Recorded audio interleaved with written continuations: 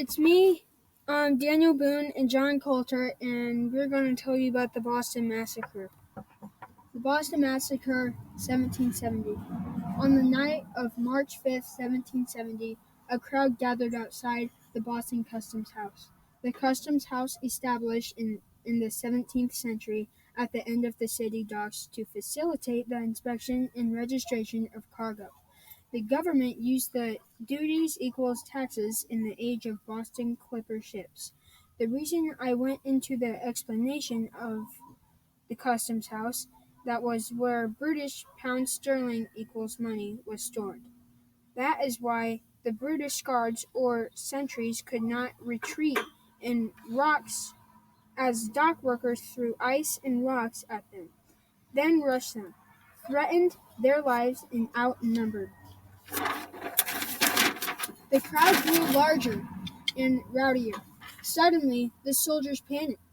They fired into the crowd a deadly musket volley.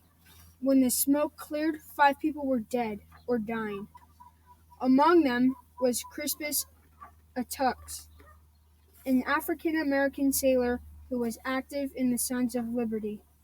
As news spread, some of it fake news, colonists' outrage grew. The soldiers were arrested and tried in court. John Adams agreed to defend them, saying that they deserved a fair trial. John Adams wanted to show the world that the colonists believed in justice, even if the British government did not. At the trial, Adams argued that the crowd had provoked the British soldiers. His arguments convinced the jury. In the end, the British soldiers received very light sentences from the American colonial judge and jury.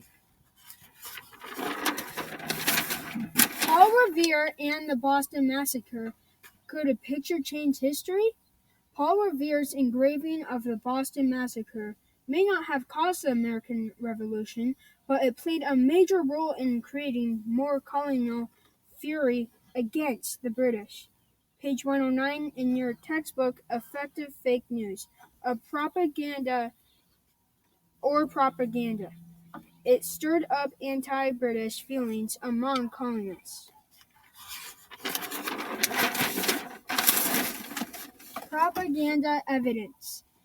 In the engraving, Paul Revere purposely distorted events. According to witnesses, Captain Thomas Preston never gave an order to shoot. The redcoats faced an unruly and threatening mob, acted on their own, and opened fire. Revere altered other details. He set the scene at Butcher's Hall. In fact, the building was the customs house. Paul Revere listed 7 dead.